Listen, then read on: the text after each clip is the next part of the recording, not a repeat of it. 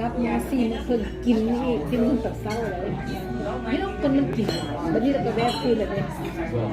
เด็กชายรุ่นนี้ โคเวก ปานนั้นคนว่าติดเช่นปานไหนเนาะ อันนั้นหมู่เขายังว่าบอกอันนั้นขึ้นหลายเติบเจ้ากินโบหัน ที่ไปซื้อเบียร์กินมื้อนี้โบบีพวกนี้โบเบนี่ลูกน้ำมูกลูกไม่ต้องมอกลูกไม่ต้องบัดนี้อันนั้นที่ได้หูน้ำเกลือเรื่อยๆนางนั้นที่เห็นลูกไม่ทำยุ่งเนี่ยอันนั้นเป็นงานนะคาซันกับเจ้าไอ้ทรง อันนั้นเป็นลูกไอ้ลูกบ่นี่แม่บ่หายตรงนะ ตรงสบายดีจื้ออยู่บ่เพราะว่าเคยเว้าน้ำเธอหนึ่งตอนนั้นกี้ไปหากี้อันนั้นกี้คำคาดนะกี้อันนี้สบายดีเด้อที่กันบ่ที่น่าจับตาไว้ได้เมื่อนั้นชิบหน้าจะไปฝรั่งจะไปหาในกอบประตูหาเลยก็ประตูคนบอกว่าเมื่ออันนี้เพิ่นก็จงสิใส่กันถ้ากันไอ้ตรงตรงเนี้ยสิพาได้แข่งด้วยแก้วอย่างบัวคือมีแอปบ่ซื้อเรามีแก้วเป็นเมียหัวนะเอาแก้วไอ้เนี่ยเราอันนั้นกินแท้หาเราให้อันนี้จะทำไอ้เมนคือไอ้ยังพูดอยู่แล้วว่าหัวแล้วอันนั้นมีผู้หญิงใครที่ว่ามาแต่ต่างรัฐอยากเช่าโฮเทลก็จะไปนอนน้ำส่วนที่ย่านมันขึ้นเยอะเชื่อมาเราถามหาเอื้อยนี่ตู้พอเรายังไปเฮ็ดอีกนะที่บ้านนี้นะคะตอนเลิกหอบเกิดคนไม่ไหวเลย excuse me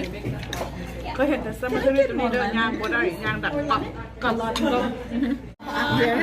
มีเท่าแก่ห้านเพิ่นน่ะกระโดเหล่าไหว้เด้เท่าแก่ห้านเนี่ยเท่าแก่ห้านเหล่าไหว้เท่าแก่ห้านเหล่าไหว้กระโดเหล่าไหว้ยี่ห้อช้างโอ้เรายี่ห้อเด้อแซ่บอยู่เลยเอาไอมาได้น้องไอมาได้มาได้ใส่กินข้าวด้วยกันเนาะยังมานั่งกับไอ้ดารากันได้เนาะมานั่งกันแบบนี้ผัวเจ้าไปนั่งโต๊ะดีใจพ่อกันเนาะพ่อในเฟซบุ๊กผัวเจ้าพ่อในเฟซบุ๊กมาเห็นเป็นเสื้ออยู่เลยนานที่จะให้น้องได้เป็นนักโคตรสาวเสือกโคตรเซ็กซี่เทียนนี้โอ้ยก็พวกคือแล้วน้อยก็จะคนเขาว่าค่ะนะเก่ากันบ่เห็นดูแล้วบ้านจะหมักมาถึงมาปุ๊บเลยซื่อๆเด็กไอ้อาเป็นเด็ก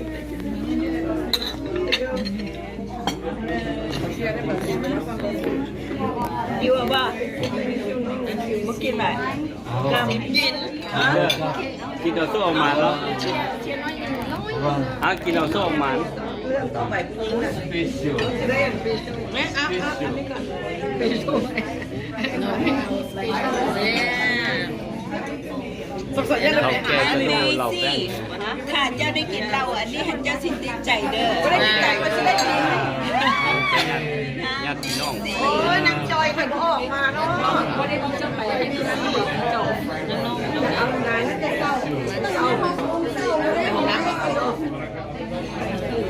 ท่านเจ้าบนซอยเคยนะบ่มีเข่าอันสั่นฝากนะThank you so much คนที่แจ้งที่ทางมีคนไปให้พ่อให้เจ้าสุขภาพให้เจ้ามีสุขภาพดี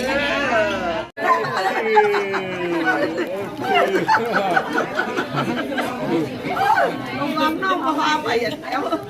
กบยนต์เนี่ยพวกเจ้าเรียกกันเลยเจ้าตอนนี้พ่อเสียเค้กบดเอาเค้กอยู่ที่ไหนแล้วก่อนโยนเลยนะเค้กกินแล้วเห็นน้อยแล้วเค้กมาไอ้ส้มแล้วกลับมาเลยนะเขาน่ะแต่ยังมาเค้กไปโซ่ปันไหนนี่มันเบิร์ดมันเสียเคียร์แท็กมันเบิร์ดได้สงสกัด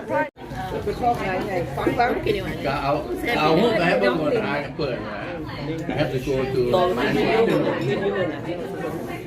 I don't know it's gonna be hard มาแล้วมาแล้ว I still can't believe that he loved you guys that this much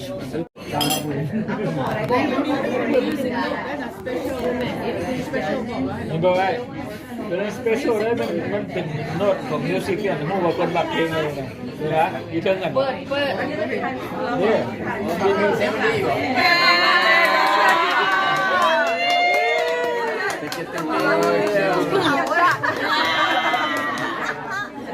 หน้าเราแดกเลยนะ ล้ออายเนี่ยล้ออายล้ออาย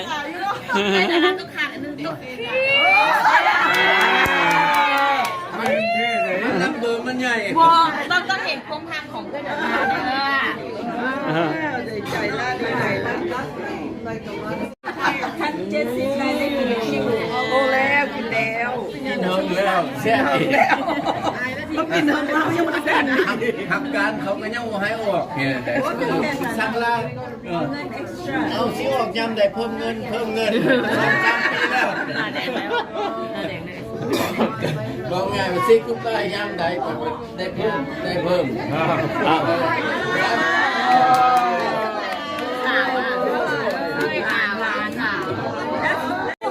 ไม่ไหนหลานมานี่ลูกสาวอ่ะ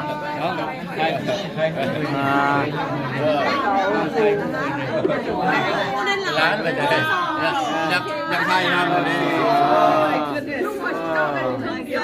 ลูกเก็ตthe hairstyle